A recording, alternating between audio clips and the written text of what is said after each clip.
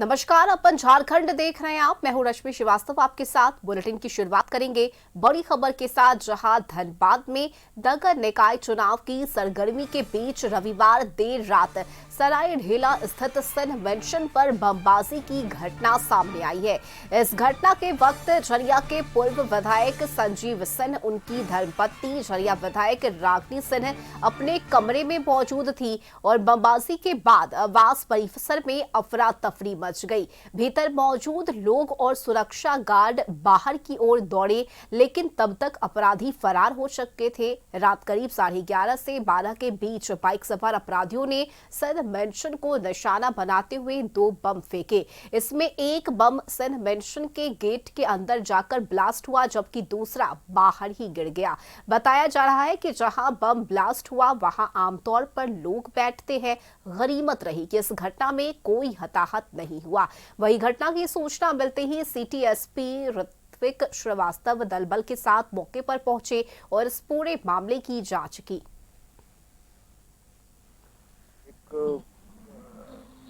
Blast वो पटका गया और उसमें लाइटिंग हुआ और उस जिस जगह पे गिरा वहां से डस्ट और सारा ये मटेरियल उठा 2 बार लगातार हुई। और हम लोगों ने जब जानकारी प्राप्त की तो पता चला कि ये किसी ने जो है कुछ फेंका है। और उपलब्ध जानकारी उस समय मिली तो उसको ये बताया गया कि एक बॉम्ब टाइप का मटेरियल था जिसको पटका गया है। और धनबाद से संवाददाता कुंदन इस वक्त जुड़ चुके हैं ज्यादा जानकारी के साथ। कुंदन, देखिए क्या कहना है पुलिस का, आखिर कौन थे ये अपराधी जिन्होंने आधी रात में इस तरह से बमबाजी की है? जिस तरह से धनबाद में बमबाजी की घटना हुई, आपको बता दें सिंह मेंशन में लगभग रात 11 बजे बाइक सवार अपराधी 2 बम फेंके हैं। और बता दें कि वो सूत्री बम था, जिंदा बम था। एक बम सिंह मेंशन के गेट के अंदर में गिरा और एक बाहर में। जब आपको बता दें पूर्व विधायक संजीव सिंह अपने कमरे में थे और रागिनी सिंह भाजपा के जो विधायक वर्तमान में, वो अपने कमरे में थे, अपने परिवार के सब लोगों के साथ थे, अपना चुनाव की बातें कर रहे थे। नगर निगम चुनाव जो भी हो रहा था, चल रहा है, उसको लेकर बातचीत हो रही थी, लेकिन वो कमरे में थे, इसीलिए कुछ हताहत नहीं हो पाई। और आपको बता दें जो बाइक सवार अपराधी थे वो बम फेंकने के बाद से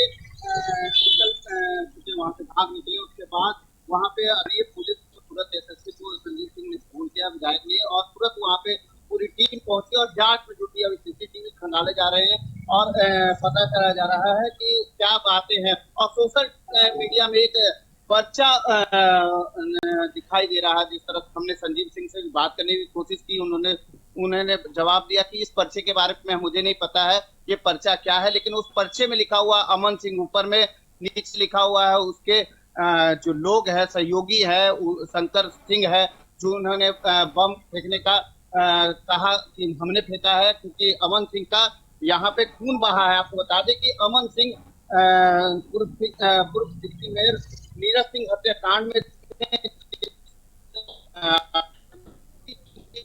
8 में ही गुजारे हैं, उसकी बातें सामने आ रही है। और ये बात अभी तक क्लियर नहीं हो पाई है कि पर्ची की बातें ना प्रशासन कर रही है, ना पूर्व विधायक संजीव सिंह कर रहे हैं। लेकिन ये बड़ा घटना है। आपको बता दें कि नगर निगम चुनाव का आगाज हो चुका है। नगर निगम चुनाव के पर्चियां ले रहे हैं। आपको बता दें पूर्व संजीव सिंह भी पर्ची लिए हैं, लेकिन अभी तक नामकरण नहीं किए हैं।